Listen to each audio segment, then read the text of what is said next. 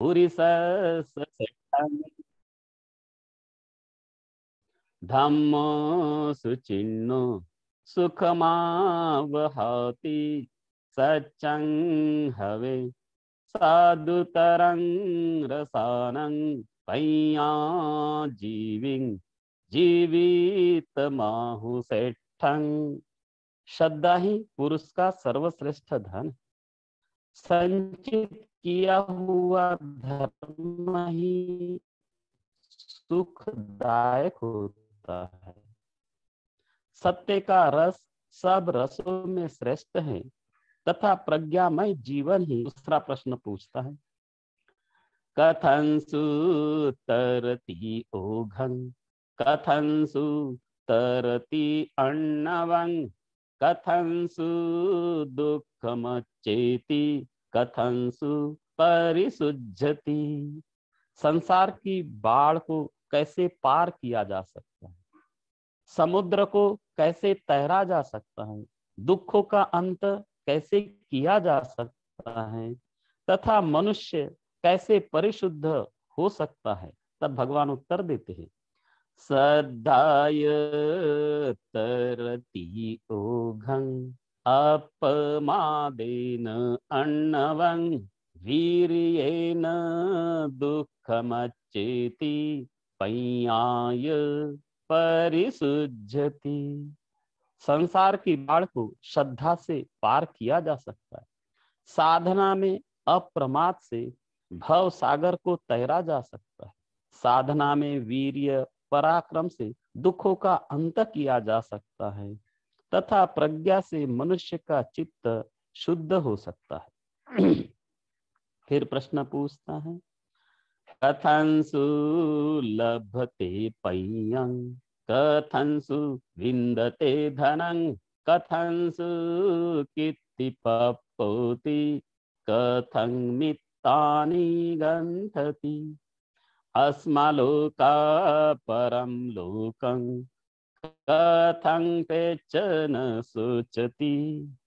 साधक प्रज्ञा का लाभ कैसे कर सकता है, धन कैसे प्राप्त किया जा सकता है, साधक का यश कैसे प्राप्त किया जा सकता है, मित्रों को कैसे अपना बनाया जा सकता है। देहपात के बाद मनुष्य इस लोक और परलोक जाने पर कैसे शोक नहीं करता। तब भगवान ने उत्तर दिया, सद्दहानो अरहंतं धम्मं निब्बाणपतिया सुसुसं लभते पय्यं अपमत्तो विचक्षणो। निर्वाण की प्राप्ति के लिए अहरत एवं धर्म पर श्रद्धा रखता हुआ अप्रमत्त एवं विचक्षण पुरुष ही उनकी सेवा शुश्रूषा कर प्रज्ञा का लाभ कर सकता है। कार्य करने वाले परिश्रमी एवं उत्साही पुरुष द्वारा ही अर्थ धन का उपार्जन किया जा सकता है। पतिरूप कारी धुर्वा उठाता विन्दते धनं सच्चेन कीर्तिं पप्नोति ददं मित्तानि गन्धति अस्मलोका परं लोकं एवं पेच न सोचति। सत्य आचरण से ही साधक का यश प्राप्त किया जा सकता है। मित्रों को निरंतर कुछ देते रहने से ही उनके ही देहपात के बाद इस लोक से परलोक जाने के बाद मनुष्य को शोक नहीं करना पड़ता। यस्येते चतुरो धम्मा अद्धस्य धर्मेसिनो सच्चं धम्मोधिति चागो सवे पेच न सोचति। जो श्रद्धालु गृहस्थ इन चार धर्मों को पूर्ण करने का प्रयास करता है, सत्य, इंद्रिय निग्रह, धैर्य और त्याग, वही परलोक जाकर कोई शोक नहीं करता। ईघं अय्ये पिपुच्छ चक्षुषु पूतु समण ब्राह्मणे यदि सच्चादमचग खंताभियुध विज्जति। इस विषय में तुम अन्य ज्ञानी श्रमण ब्राह्मणों से भी पूछ सकते हो कि क्या सत्य, इंद्रिय निग्रह, धैर्य और त्याग एवं क्षमा के अतिरिक्त भी कोई श्रेष्ठ धर्म है। तब यक्ष कहता है, कथनु दानि पुच्छेयं पूतु समण ब्राह्मणे यो हं अज्जप जानामि यो अत्थु सांपरायिको अथाएव तमे बुद्धो वासायण विमागमा यो हं अज्जप जानामि यत्थ दिन्नं महाफलं सो अहं विचरिष्यामि गामागामं पुरा पुरं नमस् मानुसंबुद्धं धम्मस्य च सुधम्मति। यक्ष कहता है, भंते अब दूसरे ज्ञानी श्रमण ब्राह्मणों से क्यों और क्या पूछने जाऊंगा, जबकि मैं स्वयं ही जान चुका हूं कि पारलौकिक परमार्थ क्या है। मेरे कल्याण के लिए ही आज आप बुद्ध इस आड़वी में पधारे हैं। आज हम जान गए हैं कि किसको दान करने का महान फल होता है। अब मैं ग्राम ग्राम तथा नगर नगर घूम घूम कर बुद्ध और धर्म को प्रणाम करते हुए उनके महत्व और विशिष्ट का प्रचार करूंगा। इस तरह यह यक्ष संयुक्त समाप्त हो जाता है।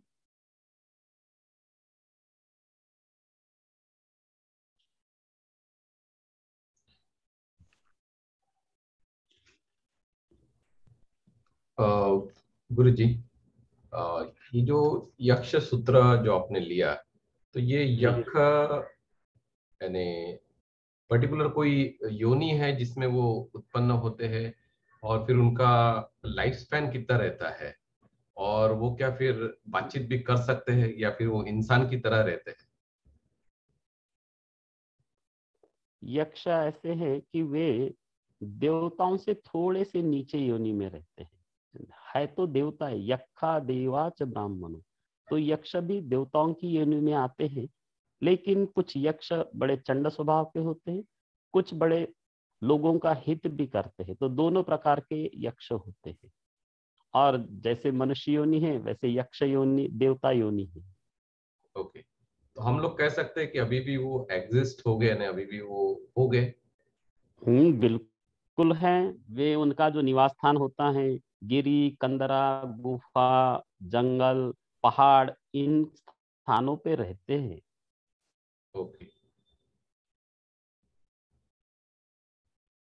और उनका लाइफ स्पैन कितना रहता है, मतलब कितने साल तक के वो ऐसे जिंदा रहते हैं? बहुत रहता है, यानी लाखों वर्षों का रहता है। ओ, और वो फिजिकल फॉर्म भी रहता है क्या उनका?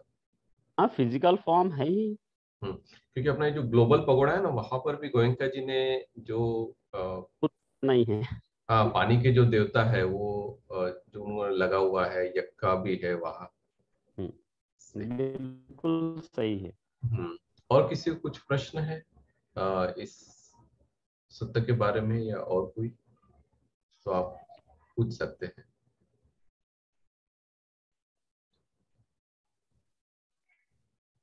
प्रीति, हाँ बोलो प्रीति।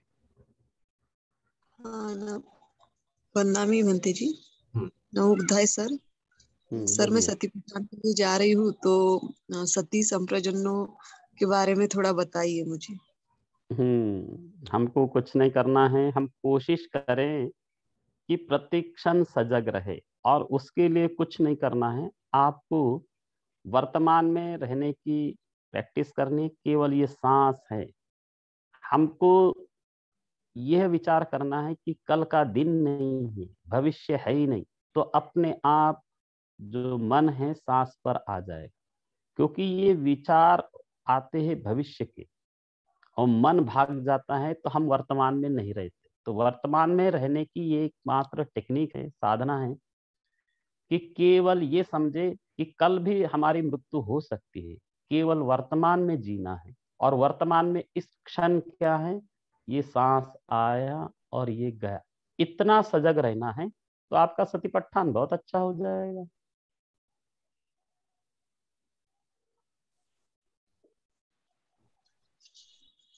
और कुछ प्रीति?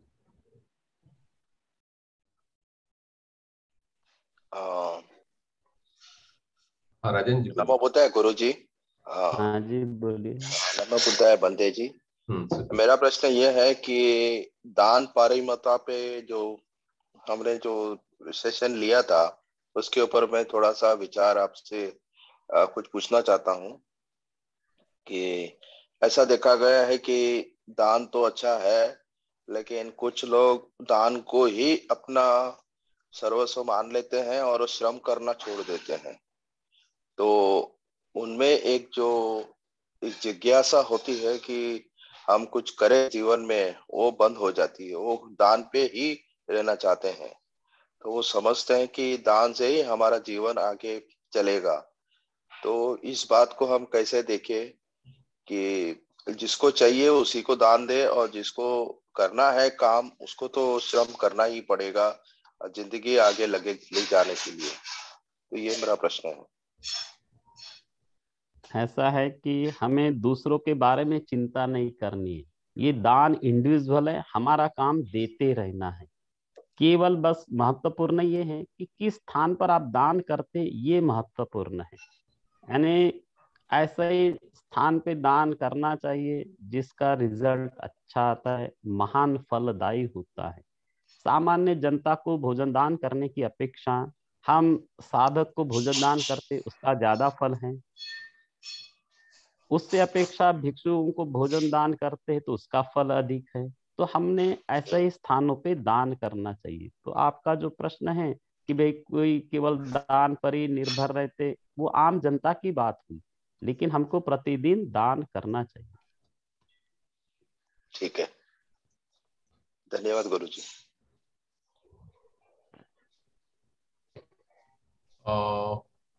रंजना पूछ रही है, यक्षिनी का मतलब सिर्फ एक नाम है या उनका ही गण होता है? जैसे हम लोग मनुष्य होते हैं और मनुष्य का एक राजा होता है, उसकी सारी प्रजा होती है, इसी तरह सभी जगह है। यक्ष लोगों का भी उनका एक अधिपति होता है, उनकी भी प्रजा होती है। देवताओं का भी इसी तरह होता है, वहां भी एक राजा होता है, उनके सारे परिषद होती है और सारी प्रजा रहती है। सारे है, केवल एक नाम नहीं, उनका समस्त संसार रहता है, प्रत्येक योनियों का। तो यक्षिणी केवल नाम नहीं है। जी।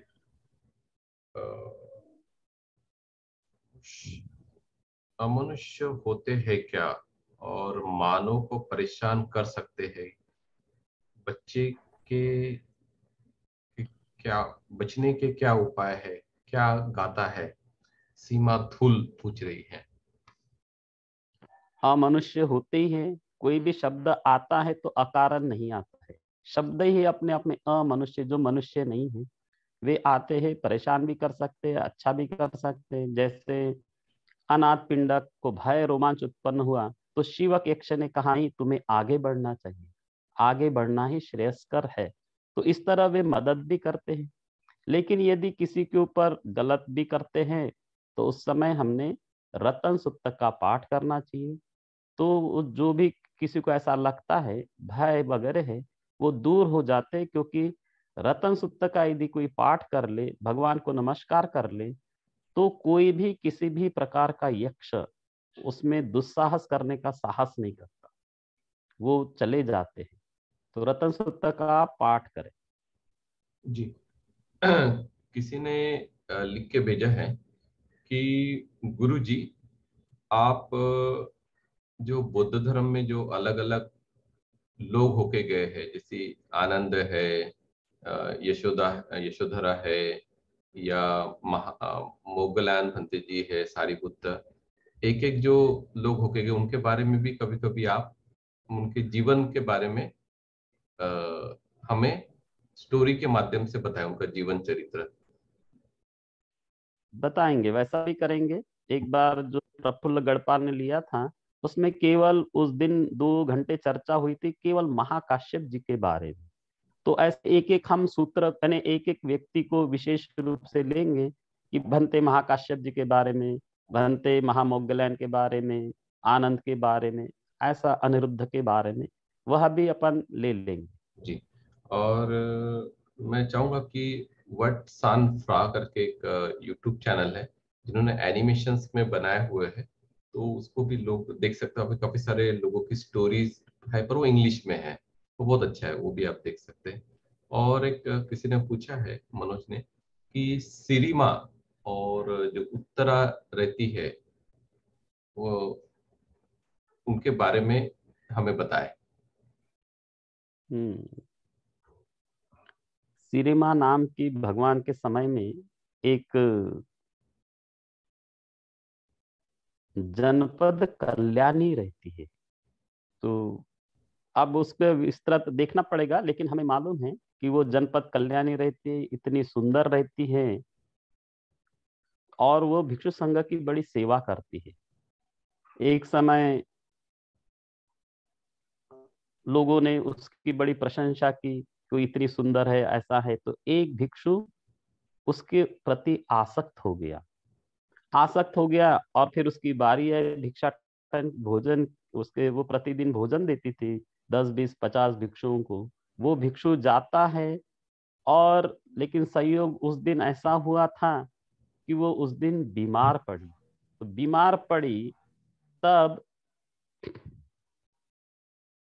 उसने सीरी माँ ने कहा अपने दासियों को कि भिक्षु संघ को भोजन कराओ, मैं केवल प्रणाम करने आऊंगी।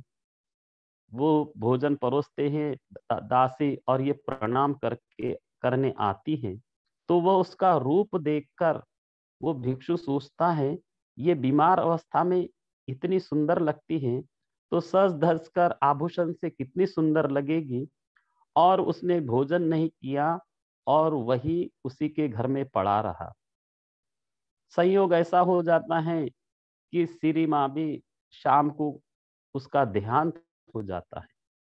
देहांत हो जाता है, वो 7 दिन वही पड़ा रहता है। 7 दिन बाद श्री माँ मर जाती है। मरने के पश्चात राजा ने उस चीता को, इस लाश को स्मशान में ले आया, कच्चे स्मशान में। भगवान ने कहा उस श्री माँ का जो शरीर है उसको जलाना नहीं, फेंकना नहीं, उसको सुरक्षित रखा जाए। और भगवान स्वयं भिक्षु संघ सहित वो स्मशान में जाते हैं। भिक्षु को भी बताया गया कि भगवान भी गए हैं और श्री माँ का शरीर वहां है, सारे लोग आते हैं। तब भगवान ने कहा ये श्री माँ का शरीर है। लोग बाग एक दिन के लिए 1000 सोने के सिक्के देते थे, कारशापन देते थे। अब कोई ये 1000 सोने के सिक्के से इसका शरीर ले जाए, एक भी व्यक्ति तैयार नहीं हुआ। भगवान ने कहा कि कोई 500 सिक्के ले जाए। इसके बाद 100 सोने के सिक्के। अच्छा, भगवान ने कहा कोई फ्री में ले जाए, तो भी कोई नहीं लेके गए। तब भगवान ने ये शरीर की नश्वरता के बारे में बताया, उपदेश किया। तब वह भिक्षु वो ठीक हुआ और तब गिनती नहीं इतने भिक्षु वो उपदेश सुनकर श्रोतापन्न हुए, सकृदागामी हुए, अनागामी हुए थे। तो इस तरह वो श्री माँ की कथा है। हम लोग ये कह सकते हैं कि भगवान बुद्ध ने खुद उसकी नीलामी किया था वो। जी जी, वही नीलामी। ओके ओके, सही। विवान का एक प्रश्न है, विपश्यना करते समय मन कैसे बॉडी को स्कैन करना है? मैं करता हूँ तो आंखें घूमने लगती है, ये आंख की ज्यादा हलचल होती है। 2 कोर्स किए हैं इगतपुरी में। ऐसा है, अभी स्कैन नहीं कर सकते बॉडी को। जब बॉडी टोटल डिजोल्व हो जाए तभी स्कैन कर सकते। अभी ऊपर ही शरीर के ऊपर की संवेदनाओं को जाने। और जो आंखें होती हैं, आंखों को नहीं घुमाना है, मन को घुमाना है, मन को लेके जाना है सारे शरीर के अंगों पर। आंखें इधर उधर नहीं करना है, तो आंख शांत चित्त से बंद रख। स्कैन करना इतना सरल नहीं है, जब अच्छी अवस्था आ जाएगी तब पूरा फ्री फ्लो हो जाएगा, तभी स्कैन कर सकते। अभी स्कैन करने की आवश्यकता नहीं जी। और कोई यूट्यूब पे प्रश्न? नहीं, और कोई प्रश्न नजर नहीं आ रहा।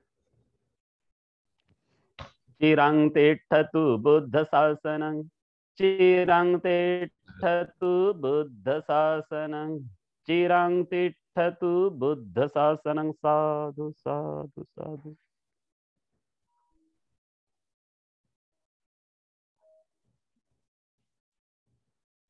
आज शायद मैं निकलूंगा दोपहर में अलीबाग के लिए, तो कुछ मुंबई के लोग हैं, उनके घर पे भी विजिट करूंगा, उसके बाद मैं अलीबाग पहुंच जाऊंगा। और जो जो आ रहे हैं वो मोस्ट वेलकम। कल आप लोगों को पहुंच जाने का है वहाँ। ठीक है, और किसी कुछ प्रश्न मेरे लिए? मैं बंटी जी, मुंबई से जो कोई आ रहा है उनमें से किसी का कांटेक्ट दे सकते हैं? एक ग्रुप क्योंकि बनाया है, उस ग्रुप में है क्या आप ऐड? हाँ हाँ है। हाँ, उसमें आप मैसेज डाल दो कि कल कुछ लोग निकलने वाले हैं मुंबई से। कल फिर भी कितने बजे तक आना है बंटी जी? कल शाम तक के आने का है आप लोगों को। ओके, और वहां से संडे को छूटेंगे या फिर मंडे को? संडे को आप शाम को आ सकते हैं, और मंडे को भी आ सकते हैं, कोई प्रॉब्लम नहीं है। यहाँ से आप रोरो से भी आ सकते हैं। ओके। गेटवे ऑफ इंडिया से बोट निकलती है, हाँ और हाँ। फिर एक शिवरी से भी है, एक रोरो है, काफी बड़ी शिप जाती है, उसमें कार भी जाती है, तो उससे भी हाँ आप हाँ। अलीबाग आ सकते हैं। और जहाँ पे वो ओके। ड्रॉप करते हैं उसके वॉकिंग डिस्टेंस पर ही है अपना प्लेस, तो कोई हाँ हाँ। दिक्कत वाली बात नहीं है, बाय जी रोड भी आ ठीक है सकते बंटी जी। ठीक है। हैं। ओके, थैंक वंदा में बंटी जी। यू।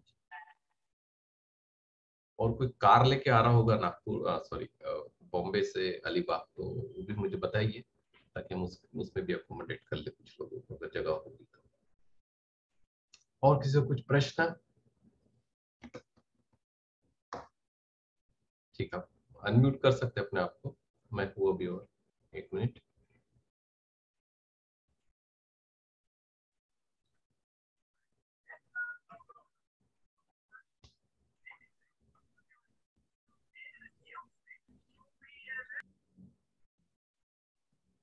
वंदा में बनते जी। हाँ सुखी। बनते जी, मुझे नहीं पता कौन सा ग्रुप बनाया है आपने। काफी दिनों से आप बोल रहे हैं कि प्रीति को कांटेक्ट करो, मुझे कांटेक्ट करो, आप लोग सुनते नहीं है, तो मैं क्या करूँ उसमें। और किसी को कुछ प्रश्न?